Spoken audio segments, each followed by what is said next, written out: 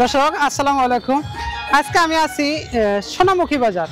সোনামুখী বাজারটা দেখতে খুবই সুন্দর, তার থেকে আরো সুন্দর হয়েছে এর আশেপাশে যে রাস্তাগুলো লাগেছে। এটা চাঁদপুরের নিয়ারেস্টে পড়ে, আর ধুপড়ি থেকে প্রায় 50 কিলোমিটার দূর, বিলাসীপাড়া থেকে 15 থেকে 13 কিলোমিটার দূরে। এই বাজারে আমি এমন একজন লোকের সাথে দেখা করবো যাকে আসামের প্রায় মানুষই চেনে। অনেক সময় ওনার গান কিন্তু ভাইরাল হয়ে থাকে এবং কি পিকনিক প্রোগ্রামে বাইজা থাকে।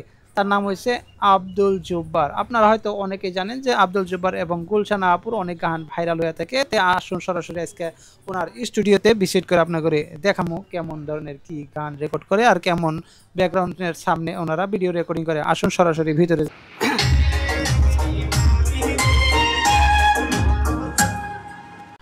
দর্শক, ক্যামেরায় দেখা আর বাস্তবে দেখা এর মধ্যে কিন্তু অনেক ডিফারেন্ট থাকে। আমি অনেক কিছু ভেবেছিলাম যখন এর স্টুডিও আসছিলাম, না ভাবছিলাম অনেক কিছু থাকতে পারে, কিন্তু এখানে এই যে ব্যাকগ্রাউন্ড গানে দেখতেছেন, এই সামান্য স্টুডিওর ভেতরে কিন্তু আপনাদের জন্য অনেক কষ্ট করে এই জায়গার মধ্যেই দাঁড়াইয়া জুব্বার ভাই এখন গুলশানা আপু এই জায়গায় দাঁড়াইয়াই বেশিরভাগ গানগুনা রেকর্ড করে, সাথে আরও ক্যামেরাম্যান থাকে সহযোগিতা করে। আর দেখেন স্টুডিওর মধ্যে তেমন কিছু নাই, আর্থিক অবস্থার জন্য অল্প ডাউন। আপনারা একটু সাপোর্ট করবেন, আর একটু আগত দিনে একটু ভালো স্টুডিওতে করবেন।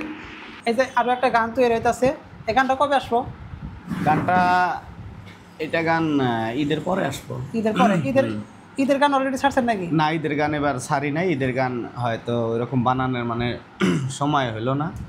আচ্ছা, তাহলে এবার ঈদের গান আসলে ঈদের পরে আসবো না? হ্যাঁ, ঈদের পরে আসবো গান। আচ্ছা, যাই হোক।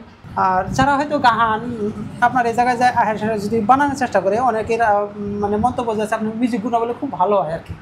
তাদের জন্য একটা করে গান বানানোর জন্য কী ধরনের প্রাইস আছে? ওইটা প্রাইস আমি এখন বলি না, সেটা যোগাযোগ করলে তো প্রাইসের কথাটা বলবো, কারণ প্রাইসের কথাটা আমরা ওপেন বলবো। এই বাজারটার নাম হচ্ছে সোনামুখী বাজার। সোনামুখী বাজারে আসলে দেখা করবো। দেখা করবো। স্টুডিও প্রথম খোলা থাকে সারাদিন? স্টুডিও সকাল 10টার থেকে রাত্রে 8টা-9টা পর্যন্ত খোলা থাকে। তে আপনাকে অল্প দেখানোর চেষ্টা করলাম যে এই পরিস্থিতিতে কীরকম জায়গায় যারা রেকর্ডিং করে। তে আপনারা দেখুন, এই যে দুইটা সিলভার বাটন পাইছিলেন, কিন্তু একটা সিলভার বাটন এত ছোটো কে? বর্তমানে ছোটো দেয়। দর্শক, খুবই একটা মানে দুঃখের বিষয়। আমার কিন্তু ইউটিউবে 1,43,000 সাবস্ক্রাইবার, আমি সিলভার বাটন পাই নাই।